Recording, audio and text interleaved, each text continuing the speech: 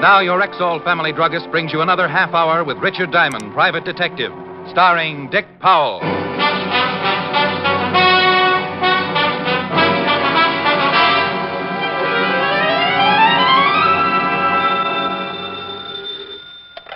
Diamond Detective Agency. We can solve any crime but television.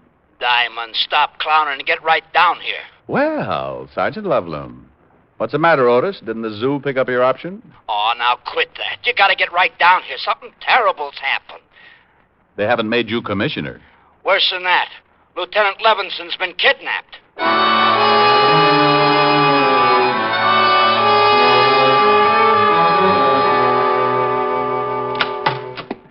Diamond to see you, Captain. Hello, Collins. Oh, all right, Diamond. Otis just called me about Walt. Now, look, Rick.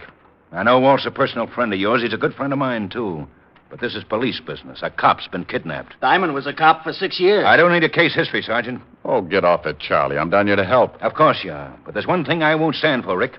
The way you operate. Well, what's the matter with the way I operate? I know how you feel about Walt, and when a guy feels that strongly about someone, he's liable to do a lot of things to get a few answers. Oh, for Pete's sake, Charlie. What are you going to do? Hold a tea party and hope someone will spread some gossip? That's not fair, Rick. Well, if you think I'm going to sit back knowing that Bert Fisher's got Walt... Who said anything about Bert Fisher? Well, nobody had to say anything. Pretty obvious, isn't it? Walt sent Bert's brother Art to the electric chair. Bert swore he'd get Walt for it. Fisher dies tonight, doesn't he? Yeah. Sure, I think it's Bert Fisher, too. And we're going to do everything about it we can. Bert's been in Detroit, hasn't he? Yeah. I've got a call into Detroit. Should be hearing any time. This phone call you got saying they had Walt. I didn't have time to trace it. The guy said Walt was being held, and when Art Fisher dies tonight in the chair, so does Walt. Charlie, I'm going to work on this thing whether you like it or not. Yeah, that figures. But I promise you, Rick, I won't save your skin if you get out of line. Any leads yet? No. You're rounding up the usual stoolies. Well, I know a couple of boys who might have a few angles. Who? Nobody who would give you any information. These guys aren't stoolies. They might tell me because I think they like me.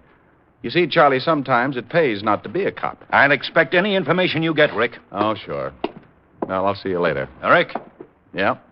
Be a good boy, will you?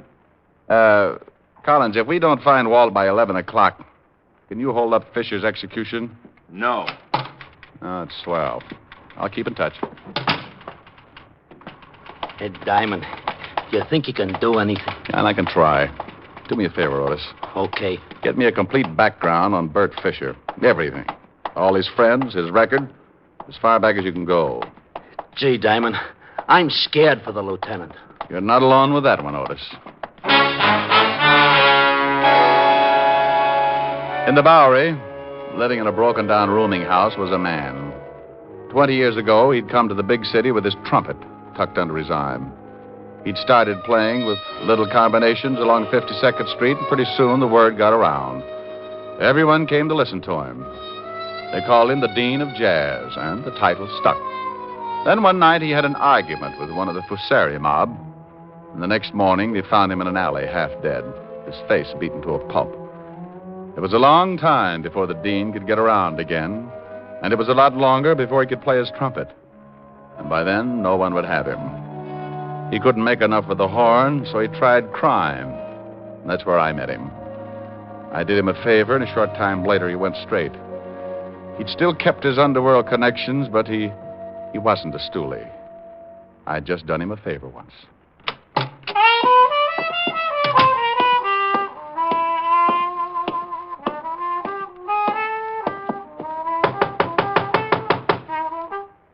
Yeah, who is it?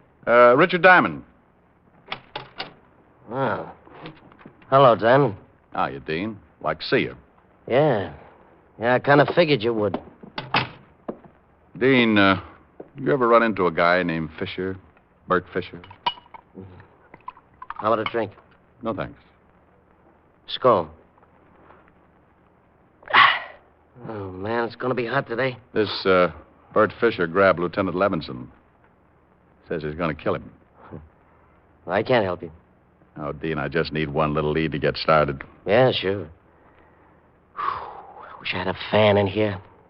How's business? It isn't. Well, I make enough to pay the rent. How about a few bucks to keep you going? Well, I ain't proud, but it won't buy you anything. The lieutenant's a good friend. Yeah. Word got around this morning. Yeah. Here's 10. Buy yourself some groceries. Oh, thanks. You did me a favor once. Forget it. Bert Fisher's got a lot of rough hoods working for him. They're most all from Detroit, but they kill the same as anyone from here. Mm-hmm. Dean, do you know anything at all? I might. Who wants to die?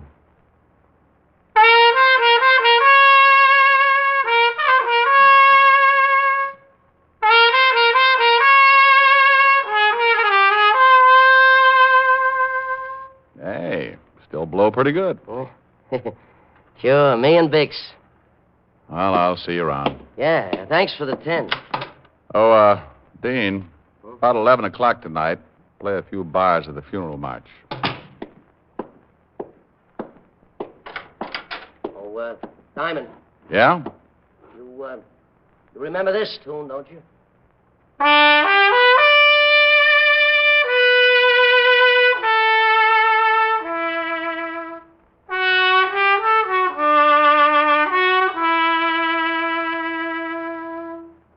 For it was Mary, Mary, plain as any name can be.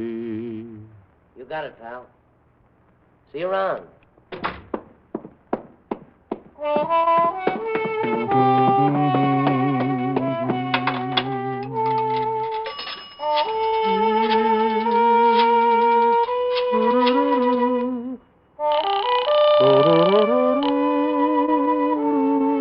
Precinct Sergeant Loveloon.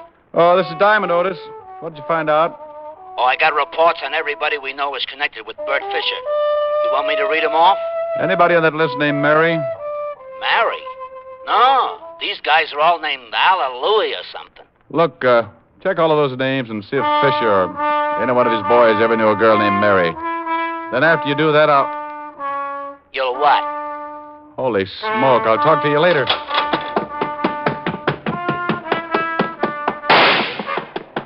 Dean! Dean! Dean! Dean!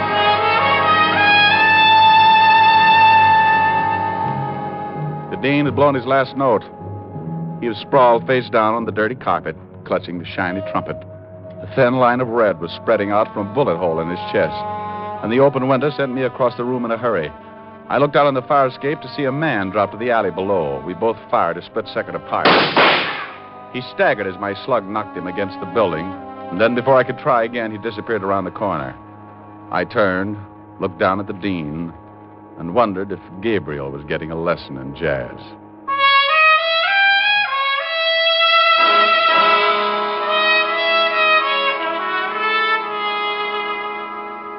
Diamond, I warned you before you left here Okay, Charlie. A nice guy's been killed, but all the crying in the world isn't going to help. Hey, I got something, Diamond. Let's see. Good grief, he's got the whole department working for him. Come on, Otis, what have you got? Is it all right, Captain? Yeah, go ahead. I should be in the second-hand business. Report on one of Fisher's old mob, Lou Baxter. Only one of the whole bunch who had a girl named Mary. Mary? Who's Mary? Charlie, look at this picture. Lou Baxter. I've been looking at it all morning. Oh, take another look. This is the guy I shot climbing down off the fire escape after he killed the Dean. What? Holy smoke. You know where you can pick him up? Oh, he's a local boy, all right. Didn't go back to Detroit with Fisher. I've had a call on him since 10:20 this morning. Hey, what about that girl, Otis? Name's Mary Sinclair. Used to go with Lou Baxter, Captain. No address on her. Mary Sinclair and Lou Baxter, huh? Well, it's the first lead we've had. I'll get the boys on it. Charlie had his methods and I had mine. Otis got in touch with the musicians local, and in half an hour I had a list of all the places the Dean had worked since the union had a record on him. I started checking dives, restaurants, jam joints, questioning owners, bartenders, waiters.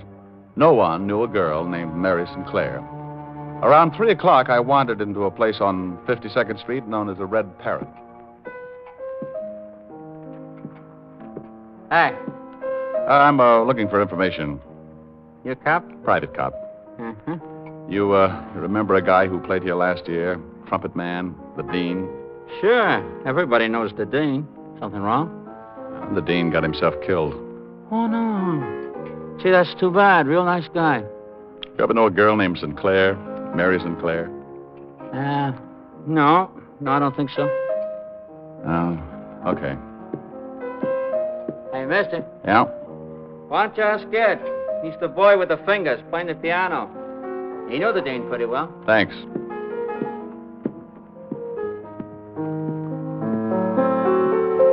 You Ed? Yeah.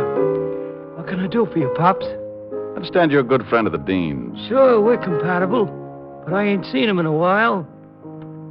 You looking for him? No, for a friend of his, a Mary Sinclair. Cute chick. Where can I find her?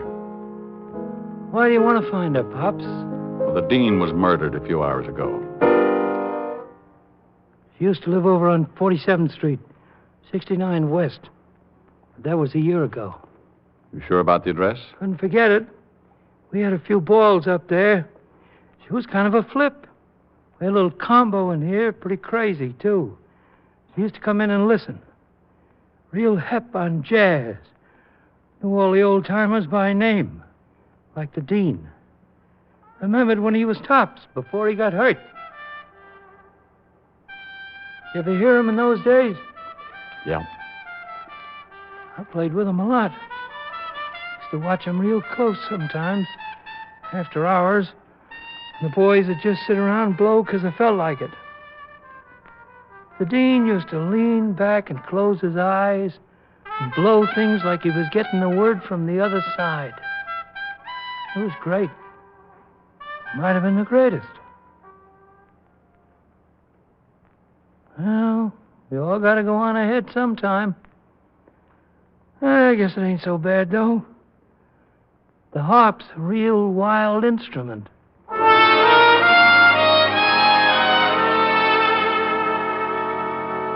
I left the piano player and headed for the address he'd given me. There was a good chance Mary Sinclair wasn't living there anymore, but it was the closest I'd come to any kind of a lead. When I got there, I held my breath and looked at the mailbox. Score for Diamond. Miss Mary Sinclair still lived in the building.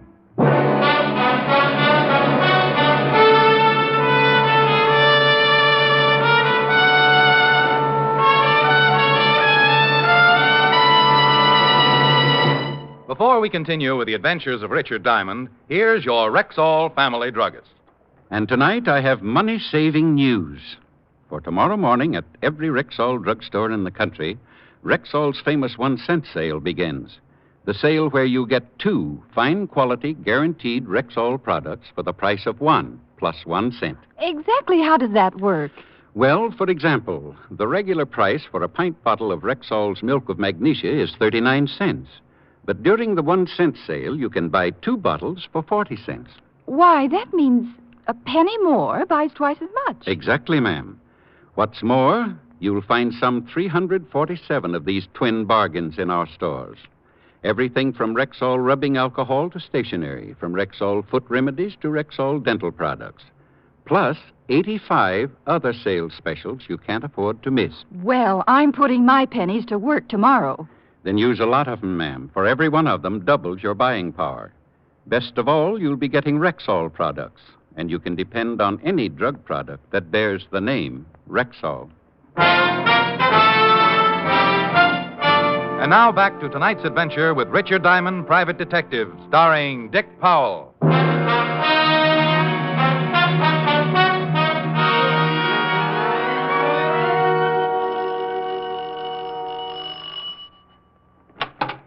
Yeah? Oh, hello. Mary Sinclair? Yeah. Whatever you're selling, I'll take a dozen. I'd like to talk with you. I'd like you to. Some other time. I'm busy right now. I'm afraid this can't wait. It'll have to, baby. Give me a call. Plaza 45466, Mr. Diamond. Okay, doll. Call me tomorrow, huh? You got your foot in the door, honey. Old habit. Can't seem to break it. Well, I'll break it for you, honey. Your whole leg. You'll be sorry, doll. All right, baby. Make it quick, huh? What do you want? Let's talk inside. I told you. Yeah, I know. It was cooler in here. The coolest. But it won't be for long. Where's Lou Baxter? Who? You know, the boy you used to run around with. I ran around with a lot of boys. Ever since I was in grammar school, I ran around with boys. It's a hobby. Where's Lou Baxter? Baby, I don't know. You want to twist my arm? Go ahead, it might be fun. He just killed the dean. He did? Shame on him. Forget it, Mary. Hey, Lou. Get out of the way. That's the guy who put a slug in me. Look like you're in pretty bad shape, Baxter. Doctor's coming. But he ain't gonna be able to help you. See, honey, you should have come back tomorrow. Shut up. Well, wouldn't have been half so painful. I want Bert Fisher. Well, good for you. Get away from that door. Now, walk into that other room. Drop it, Baxter. You didn't want to play. You shouldn't have done that, Charlie. I needed him alive. That's gratitude for you. I knew you'd get into trouble, Diamond, so I tailed you from that last bar on 52nd. Is this Mary St. Clair? Charmed, I'm sure. Ought to stay here. Call the wagon. Right. There's the doctor coming up. I doubt if he's legit. Wait for him, then bring him down to the station, Otis. Right. Come on, Miss Sinclair. Sure, honey. You know, Mr. Diamond, I think I'll have to break that date for tomorrow.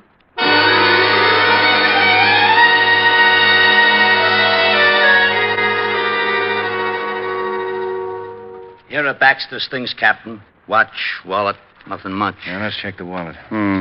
Book of matches. Danny's Diner, Route 51. Check on that, Otis. Right. Nothing much in the wallet.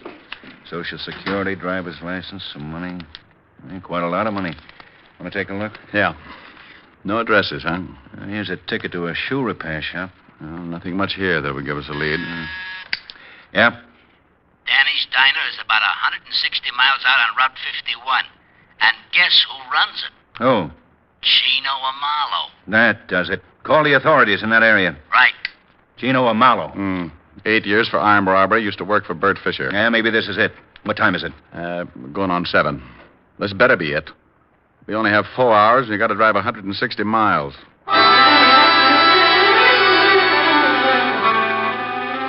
Captain Collins talked to the sheriff's office and set up a rendezvous with him near Danny's Diner. Then we piled into a squad car and roared across the 59th Street Bridge for Route 51. Step on it, Otis. We're doing 80 now. Then do 90. It's getting late. Rick, you think we should bust right in the diner and take Amalo? No. Amalo doesn't know me. Never seen me. You stake out your men around the place and I'll go in. Give me a couple of minutes, then you come in, work on Amalo a little, and then leave. If he knows where Fisher is, you'll try to get in touch and I'll tag him.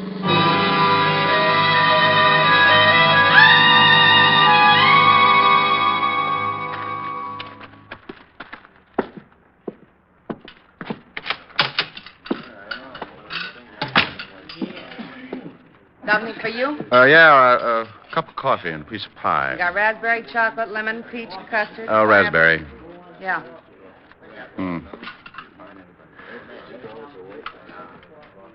Here you are. Where's the closest gas station? About a mile down the road, but I think it's closed. It's after 10. Closes at 10. Oh, thanks. Miss? Miss? Yeah. Where's Chino Amalo? In the back. You want him? Call him. Sure. Hey, Mr. Amalo, someone wants to see you. Okay, be right there. Yeah, something I can do. Oh, what are you doing way out here, Captain? This your book of matches? Yeah, that's the name of my place. These matches on Lou Baxter. Baxter's dead. Oh, that's too bad. You're not going to tie Baxter up with me, are you? Lots of people come in here and take my matches. If Baxter came in here, you saw him. You're an old friend. Well, sure, I know Lou, but I ain't seen him in years. We got word your old boss is in town, Bert Fisher. Oh, is that right? Know where we might find him? No, I haven't seen Bert in years either. Look, Captain, I've been going straight. Sure. You're a little out of your territory, ain't you? This is unofficial. If you were in my jurisdiction, I'd haul you in. Look, I tell you, I'm going straight. I don't know nothing about Lou Baxter or Bert Fisher. Okay, Amalo. You may hear from me again. Well, nice seeing you again, Captain. No, miss. More coffee? Yeah. Where's the phone? Right over there on the wall. Is there another one? In the kitchen, but you can't use that. Hey, you can't go back there. Honey, it's the police. You stay where you are. Oh, okay. Yeah. This is Tino. Let me talk to Fisher. Hey, what are you doing? Don't move, Amalo. What is this? Cover up that mouthpiece. Cover it up. Okay. Now, when you get Fisher on the line, say what I tell you. Hold that receiver out so I can listen. Look, friend. You look. Say one thing wrong, and I'll use this gun. You a cop? None of your business. Well, look, Yeah, what do you want, Amalo? There he is. Tell him you just heard Baxter was killed. Hello. Tell him. Hello. Look, I just got news that the Baxter was killed. Yeah? Okay, Say no, that's all. No, that's all. So what's the matter with you? Oh, nothing. Okay. You got any more news? Keep in touch. Hang up. Now, where's Fisher hiding out? Get up. Where's Fisher hiding out? You dirty flat-foot, you nearly bust my jaw. Only nearly? Where is he, Amalo? Well, you kill me if I tell you. That's getting late. Are you going to tell me? Okay. He's in a cabin about a mile up the road. Come on. You're going to show us.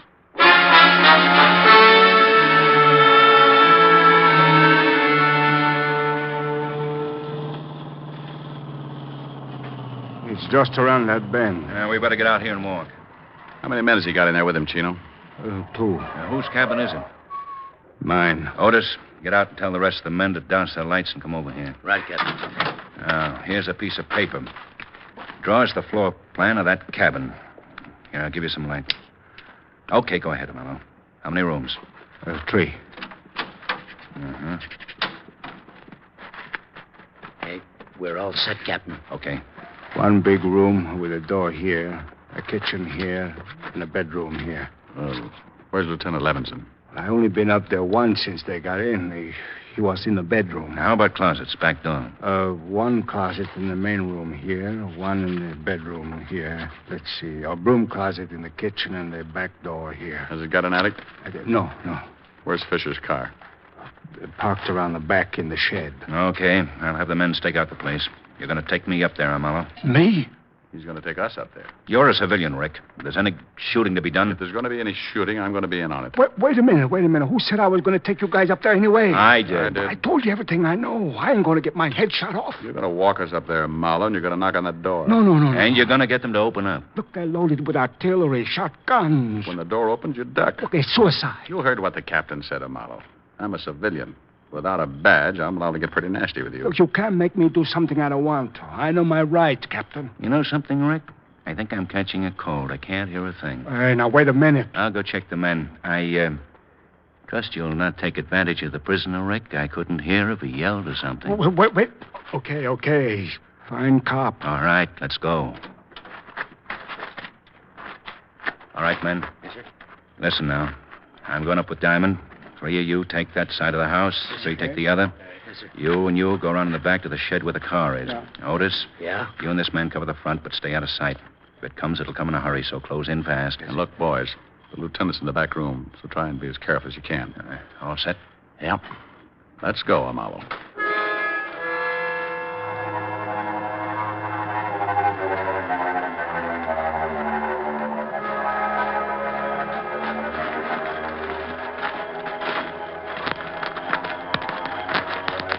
There it is.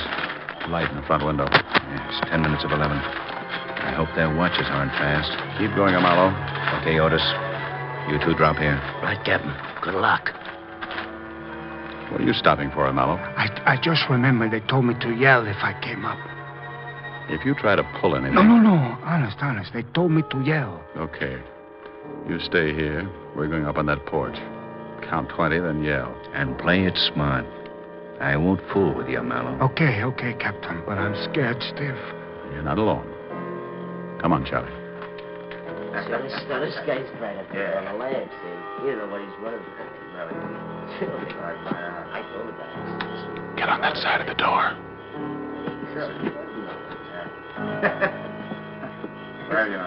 Hey, Bert, it's me, Chino. Hey, Bert, I gotta see you. You alone? Yeah. Can I come up? Throw a light on him, Ed. Okay, come on up. Get him right. Where are you getting? Stop! One going in the room. Look out! Okay. Don't shoot anymore. I'm hurt. See you, Walt, okay.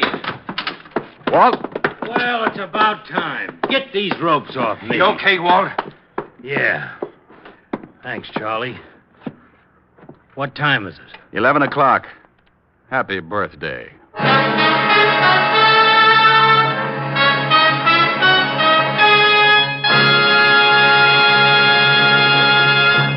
Richard Diamond, Private Detective, stars Dick Powell in the title role and was written by Blake Edwards, with music composed and conducted by Frank Worth.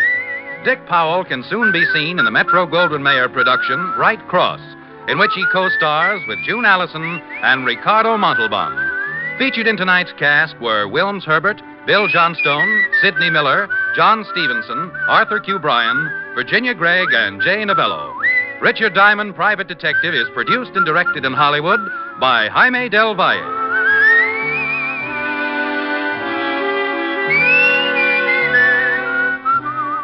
This is Bill Foreman inviting you to join us next week at this same time when we will again bring you Dick Powell as Richard Diamond, Private Detective.